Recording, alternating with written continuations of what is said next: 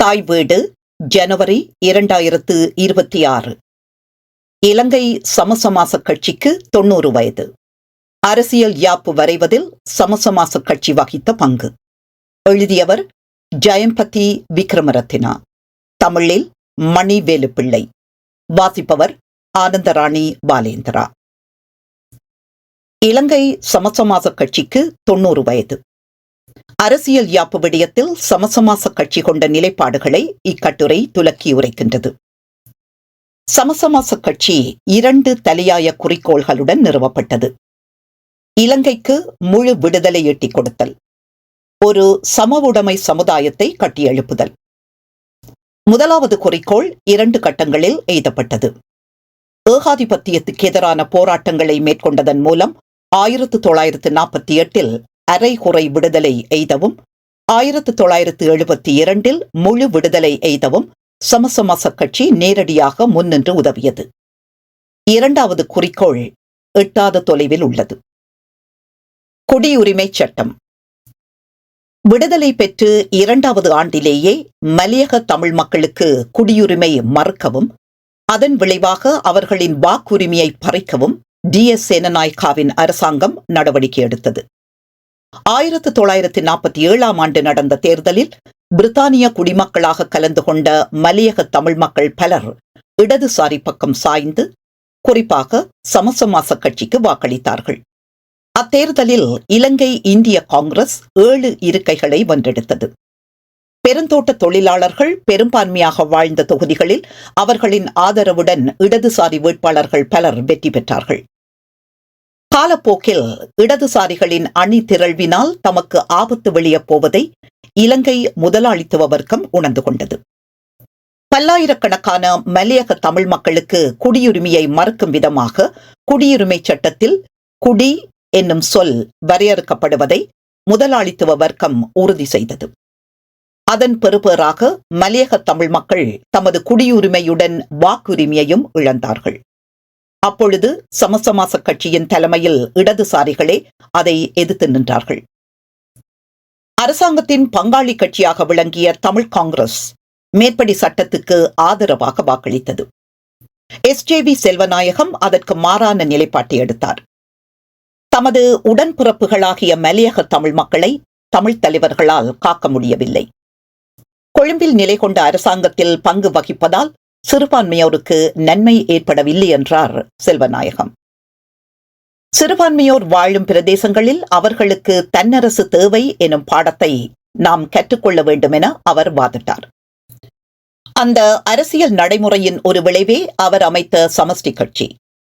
1947 அரசியல் யாப்பில் காணப்பட்ட 29ஆம் பிரிவின்படி வேறு சமூகங்களுக்கு அல்லது சமயங்களுக்கு ஏற்படாத தடங்கல்களும் மட்டுப்பாடுகளும் எந்த ஒரு சமூகத்துக்கும் அல்லது சமயத்துக்கும் ஏற்படும் விதமாக சட்டம் இயற்றலாகாது என்றொரு பாதுகாப்பு இருந்தது. எனினும் இலங்கை உச்ச நீதிமன்றமோ, அன்று இலங்கையின் அதியுச்ச மேன்முறையீட்டு நீதிமன்றமாக விளங்கிய பிரித்தானிய கோமரை மன்றமோ மலையக தமிழ் மக்களின் துயரை துடைக்கவில்லை. தமிழுக்கும் சிங்களத்துக்கும் சமத்துவமும் இனப்பிரச்சினையும். முன்னர் தமிழுக்கும் சிங்களத்துக்கும் சமத்துவம் வழங்க இணங்கிய ஐக்கிய தேசிய கட்சியும் இலங்கை சுதந்திர கட்சியும் 1955 தமது நிலைப்பாட்டை மாற்றிக்கொண்டு சிங்களம் மட்டும் ஆட்சி மொழியாக்கப்படுவதை ஆதரித்தன. சமசமாச கட்சியோ அதன் சமத்துவ கொள்கையை உறுதியாக பற்றியிருந்தது. ஏற்கனவே பௌத்த குருமார் குழுமம் ஒன்று NM பெரேராவை சந்தித்து சிங்களத்தை மட்டும் ஆட்சி மொழியாக்க அவர் உடன்பட்டால் அவரை பிரதம மந்திரியாக்க தயாராயிருப்பதாக தெரிவித்தது. அந்த யோசனையை அவர் நிராகரித்தார். கால்வின் RD சில்வா விடுத்த ஒரு மொழி இரு நாடுகள். இரு மொழிகள் ஒரு நாடு எனும் பேர் போன எச்சரிக்கைக்கு நாடு செவிசாய்த்திருந்தால் பிரிவினை போராட்டத்தை தவிர்த்திருக்கலாம். இடதுசாரிகள் சந்தர்ப்பவாதிகளாக விளங்க மறுத்தபடியால் மக்களின் ஆதரவை இழந்தார்கள். 1956 ஆட்சி மொழி சட்டமூல விவாதத்தில் சமசமாச கட்சியைச் சேர்ந்த பாணந்துறை அங்கத்தவர் விடுத்த எச்சரிக்கை இது. இனக்கலவரங்கள் ஏற்படக்கூடிய ஆபத்தை மாத்திரம் நான் குறிப்பிடவில்லை.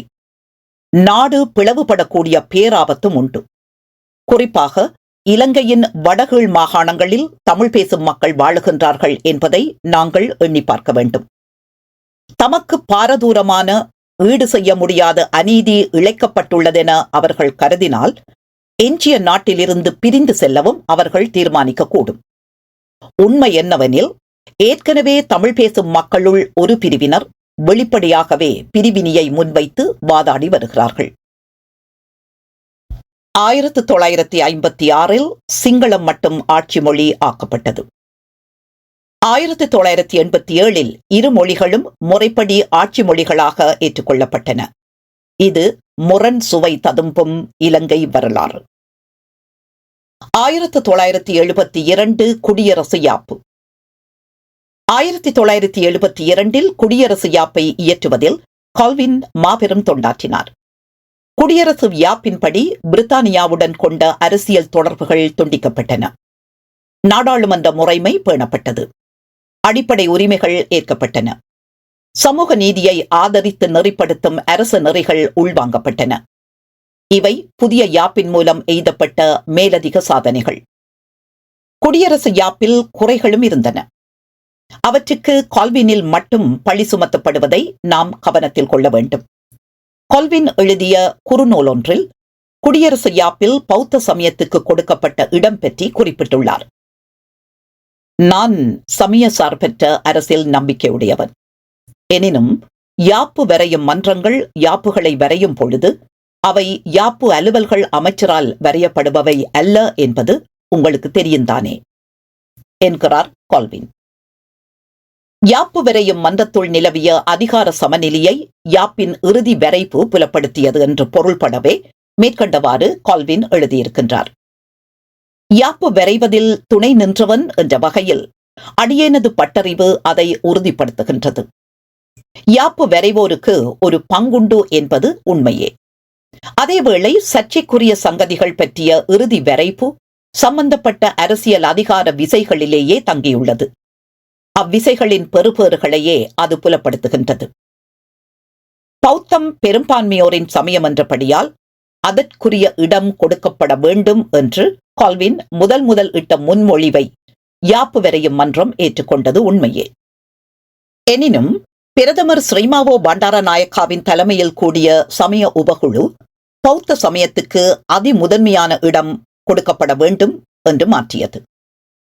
பிரதமரின் முன்னோர்களுள் ஒருவர் 1815 செய்யப்பட்ட கண்டி பொருத்தனையில் ஒப்பமிட்டதாகவும் அதில் பௌத்தம் மீறவொண்ணாத சமயம் என்று வெளிப்படுத்தப்பட்டதாகவும் பௌத்த சமய சடங்குகளையும் குருமாரையும் வழிபாட்டிடங்களையும் பேணி பாதுகாக்க பிரித்தானியர் உடன்பட்டதாகவும் இவையெல்லாம் பிரதமரின் கருத்தில் தாக்கம் செலுத்தியதாகவும் நம்பப்படுகிறது. 1972 குடியரசு யாப்பு வரைந்த குழுவில் அங்கம் வகித்த கலாநிதி நிஹால் ஜெயவிக்ரமா எழுதியவாறு, கால்வின் தயாரித்த முழுமுதல் வரைவில் இலங்கை ஓர் ஒற்றையாட்சி அரசு என்று குறிப்பிடப்படவில்லை. அமைச்சர் ஃபீலிக்ஸ் டாயஸ் பண்டாரநாயக்காவே இலங்கை ஓர் ஒற்றையாட்சி அரசு என்று குறிப்பிடப்பட வேண்டும் என முன்மொழிந்தார். முன்மொழியப்பட்ட யாப்பு ஓர் ஒற்றையாட்சி கட்டமைப்பை கொண்டிருக்கும் அதேவேளை ஒற்றையாட்சி யாப்புகளின் உருவங்கள் கணிசமான அளவு வேறுபடக்கூடும். ஆதலால் யாப்பில் நிகழ்ச்சிக்கு இடம் கொடுக்க வேண்டும் என்பதே கால்வின் கொண்ட கருத்து. எனினும் ஒற்றையாட்சி என்ற பதம் இறுதி வரையில் இடம் பிடித்துக் கொண்டது. நன்கு சிந்திக்காமல் அவசரமாக முற்றிலும் அனாவசியமாக இடப்பட்ட ஒற்றையாட்சி என்ற சோடனை காலப்போக்கில் தனிச்சிங்கள அரசு ஒன்றினை அமைக்க துடிக்கும் ஆட்களதும் குழுமங்களதும் அறைகூவலாக மாறியது என்கிறார் நிஹால் ஜெயவிக்ரமா. 1972 இயற்றப்பட்ட யாப்பில் தமிழ் சிங்களம் இரண்டையும் ஆட்சி மொழிகளாக்க தவறியமை இடதுசாரிகளுக்கு நேர்ந்த தோல்வி என்பது உண்மையே. வடகீழ் மாகாண நீதிமன்றங்களில் தமிழை பயன்படுத்த அனுமதித்தமை நாட்டின் எந்த நீதிமன்றிலும் தமிழ் மொழிபெயர்ப்பை பெற்றுக் கொள்ளும் உரிமையை வழங்கியமை எல்லாம் சின்னஞ்சிறிய சாதனைகளாகும். அதிகார பரவலாக்கம். அரசியல் யாப்பின் மூலம் உத்தரவாதம் அளிக்கப்பட்ட பிரதிநிதித்துவத்தையே தமிழ் மக்கள் முதல் கோரினார்கள். பிரதேச தன்னரசை காட்டிலும் நடுவண் அரசுடன் அதிகாரத்தை பகிர்ந்து கொள்வதில்தான் அவர்கள் முதற்கண் பெரிதும் விருப்பம் தெரிவித்தார்கள். அதனை கருத்தில் கொள்ளும் பொழுது சமத்துவத்தின் மூலம் இன ஒற்றுமையை உறுதிப்படுத்த முடியும் என இடதுசாரிகள் நம்பியதில் வியப்பில்லை. முரண்பாடு முற்றிய பிறகு அதற்கான தீர்வு பிரதேச தன்னாட்சியே என்று உறுதிபட நம்பிய என்.எம். பெரேரா தொடர்ச்சியாக எழுதிய கட்டுரைகளில் இவ்வாறு எழுதியிருக்கின்றார். ஒரு தீயுள் எனும்படியாக சிங்கள சார்பு தரப்புகள் தள்ளாடிய வேளையில் இளம் தீவிரவாதிகள் தனியரசு கோருவதில் முன்னணிக்கு வந்தார்கள். 20 ஆண்டுகளுக்கு முன்னர் தமிழினத்துக்கு நிறைவளித்திருக்கக்கூடிய எதுவும் 20 ஆண்டுகளுக்கு பின்னர் போதுமானதாகாது. நலமான இன ஒற்றுமையை மீண்டும் ஈட்ட வேண்டுமாயின் பிரதேச தன்னாட்சி என்ற வகையில் பிற சலுகைகளும் வழங்கப்பட வேண்டியிருக்கும். என்.எம். பெரேரா இறப்பதற்கு ஒரு சில மாதங்களுக்கு முன்னர் எழுதிய கட்டுரைகளில் அவ்வாறு தெரிவித்துள்ளார். அவர் இறந்த பிறகு அவரை பின்பற்றியோர் பிரதேச தன்னரசுக்கான முன்மொழிவை தொடர்ந்து முன்வைத்தார்கள். 1983 ஆடி வேதனைகள் பட்டறியப்பட்ட பிறகு நிகழ்ந்த அனைத்து கட்சி மாநாட்டில் கொல்வின் பங்கு பெற்றினார். இனப்பிரச்சினை என்பது இந்த சமூகத்துக்கும் அந்த சமூகத்துக்கும் இடைப்பட்ட பிரச்சினை அல்ல, இது இலங்கை தேசிய அரசு பிரச்சினை என்று முழங்கினார். இலங்கை ஒரே அரசுடன் கூடிய ஒரே நாடாக விளங்க வேண்டும் என்பதே சமசமாச கட்சியின் நிலைப்பாடு. அந்த நிலைப்பாட்டை திரும்பவும் கொல்வின் வலியுறுத்தினார்.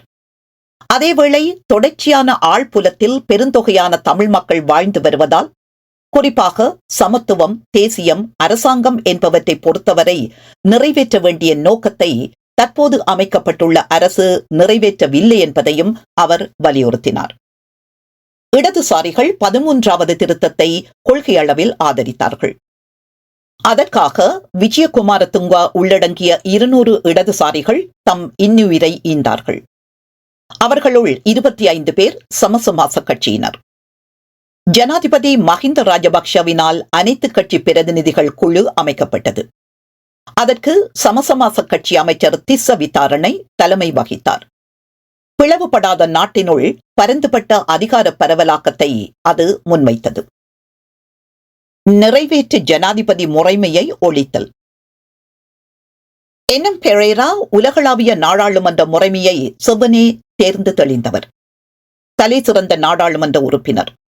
நாடாளுமன்ற முறைமையை அவர் உறுதிபட ஆதரித்ததில் வியப்பில்லை. 1978ஆம் ஆண்டில் புகுத்தப்பட்ட யாப்பினை குறித்து அவர் ஒரு கட்டுரை தொகுப்பினை வெளியிட்டார். இலங்கையில் நாடாளுமன்ற ஆட்சி முறைமை 40 ஆண்டுகளாக குறிப்பிடத்தக்களவு வெற்றிகரமாக செயற்பட்டது. மேல்நாட்டு அவதானிகளை அது வியக்க வைத்தது என்றெல்லாம் என்.எம். பெரேரா அதில் குறிப்பிட்டுள்ளார். இன்று நிறைவேற்று ஜனாதிபதி முறைமையை ஒழிக்க வேண்டுமென வாதாடுவோரின் கைநூலாக அது மாறியுள்ளது. நிறைவேற்று ஜனாதிபதி முறைமையை ஒழிக்கும் எண்ணத்தை இடதுசாரிகள் இடைவிடாது தளராது ஆதரித்து வந்தார்கள். சமசமாச கட்சி இந்த முயற்சிக்கு கணிசமான அளவு துணை நின்றுள்ளது. நிறைவேற்று ஜனாதிபதி முறைமையை ஒழித்து மாகாணங்களுக்கும் மாவட்டங்களுக்கும் உள்ளூராட்சி மன்றங்களுக்கும் அதிகாரங்களை பரவலாக்கி எல்லா சமூகங்களையும் ஆட்சியில் பங்கு வழங்கும் விதமாக ஒரு புதிய யாப்பினை புகுத்துவோம் என்று தேசிய மக்கள் சக்தி அதன் ஜனாதிபதி பதவிக்கான தேர்தல் அறிக்கையில் வாக்குறுதி அளித்தது. எனினும் அவ்வாக்குறுதிகளை நிறைவேற்றுவதற்கு ஏற்பாடு செய்யப்படுவதாக தெரியவில்லை. அவற்றை நிறைவேற்ற நெருக்குதல் கொடுப்பது இடதுசாரிகளின் கடமை. என்.எம். பெரேராவின் 120வது பிறந்த நாளை நினைவு கூறும் முகமாக 2025 ஜூன் மாதம் வெளியிடப்பட்ட ஒரு கட்டுரையில் அடியேன் பின்வருமாறு குறிப்பிட்டிருக்கிறேன்.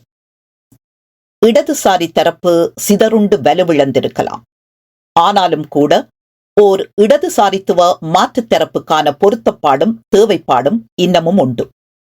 சமசமாச கட்சி மீளவும் ஒன்றுபட்ட கட்சியாக அதன் 90வது ஆண்டு நிறைவை கொண்டாட முடியுமானால் ஒன்றுபட்டு வலிமை மிகுந்த இடதுசாரி தரப்பு தோன்ற வழிபிறக்கும். என்.எம். பெரேராவையும் மற்றும் பிற முன்னோடி இடதுசாரிகளையும் மான் பொருத்துவதற்கு அத்தகைய மாற்றமே தலை சிறந்த வழி. இந்த விடயம் குறித்து ஓரளவு கலந்துரையாடப்பட்டமை ஊக்கமளிக்கின்றது. வெறுமனே சமசமாச கட்சியினதும் இடதுசாரி தரப்பினரதும் வரலாற்றை பற்றி கலந்துரையாடுவது போதாது, செயற்பட வேண்டும். இடதுசாரி செயலர்கள் இல்லாத ஒரு மொழிக்காக போராடுவதில் வல்லவர்கள் என்று பெர்னார்ட் சொய்சா உதிர்த்த வஞ்சக புகழ்ச்சியை பொய்ப்பிப்பது இடதுசாரிகளின் கடமை. Jayapati Vikramaratna, LSSP at 90. The Samasamaja role in constitutional issue.